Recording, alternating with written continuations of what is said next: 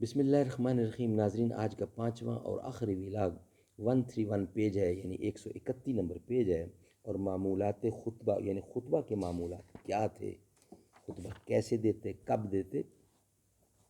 سیرت النبی جلد 2، اردو زبان میں سرور عالم صلی اللہ علیہ وسلم کی سیرت پر جامع ترین کتاب سیرت النبی صلی اللہ علیہ وآلہ وسلم۔ رائٹر ہیں اس کتاب کے علامہ شبلی نعمانی رحمۃ اللہ، علامہ سید سلیمان ندوی رحمۃ اللہ۔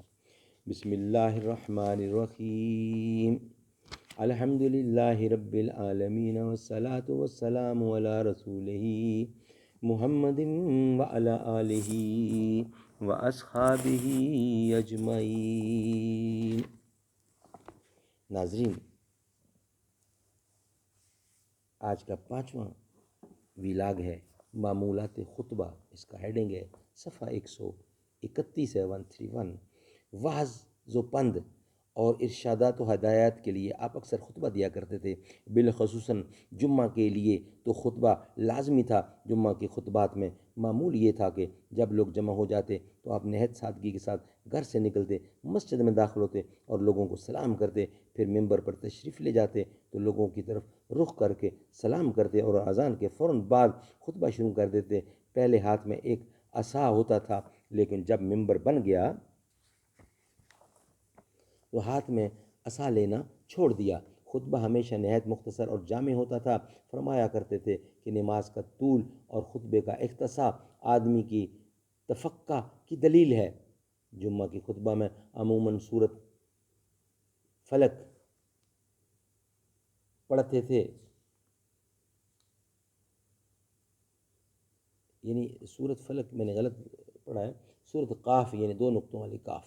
جمعہ کے خطبے میں عموماً سورۃ قاف پڑھتے تھے۔ اس میں قیامت اور حشر و نشر کا بے تفصیل ذکر ہے۔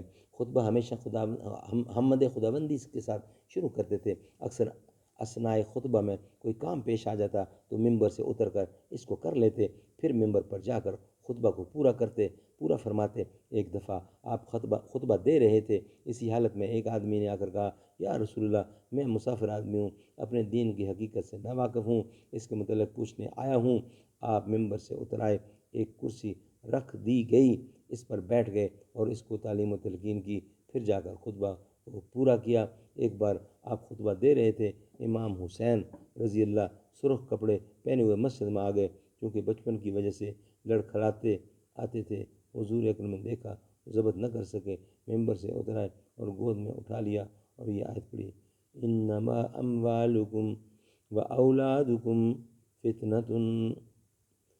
خطبہ کی حالت میں لوگوں کو بیٹھنے اور نماز پڑھنے کا بھی حکم دیتے۔ چنانچہ عین خطبہ کی حالت میں ایک شخص مسجد میں آیا۔ آپ نے پوچھا کہ کیا تم نے نماز پڑھی؟ اس نے کہا نہیں۔ آپ نے فرمایا اٹھو اور پڑھو۔ میدان جہاد میں جب خطبہ دیتے تو کمان پر ٹیک لگا کر کھڑے ہوتے تھے۔ بعض لوگوں کا خیال ہے کہ آپ ہاتھ میں تلوار لے کر کھڑے ہوتے تھے، لیکن ابن قیم نے لکھا ہے کہ آپ نے خطبہ کی حالت میں کبھی تلوار ہاتھ میں نہیں لی۔ وعظ اور ارشاد کے لیے عموماً ناغہ دے کر خطبہ دیا کرتے تھے تاکہ لوگ گھبرا نہ جائیں۔ اللہ تعالیٰ سمجھ کی توفیق عطا فرمائے۔ آج کا 5واں ویلاگ بھی کمپلیٹ ہوا۔ انشاءاللہ نیکسٹ ٹائم حاضر ہوں گے اگلے ویلاگ کے ساتھ۔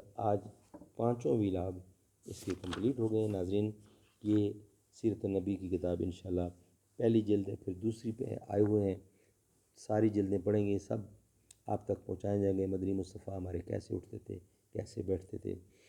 راتیں بھی مدینے کی، باتیں بھی مدینے کی، راتیں بھی مدینے کی، باتیں بھی مدینے کی، جینے میں یہ جینا ہے، کیا بات ہے جینے کی، عرصہ ہوا طیبہ کی گلیوں سے وہ گزرے ہیں، اس وقت بھی گلیوں میں خوشبو ہے پسینے کی، یہ زخم ہے طیبہ کا، یہ سب کو نہیں ملتا، کوشش نہ کرے کوئی اس زخم کو سینے کی، تعریف کے لائق جب الفاظ نہیں ملتے، تعریف کرے کوئی کس طرح مدینے کی، یہ اپنی نگاہوں سے مستانہ بناتے ہیں، مستانہ بناتے ہیں،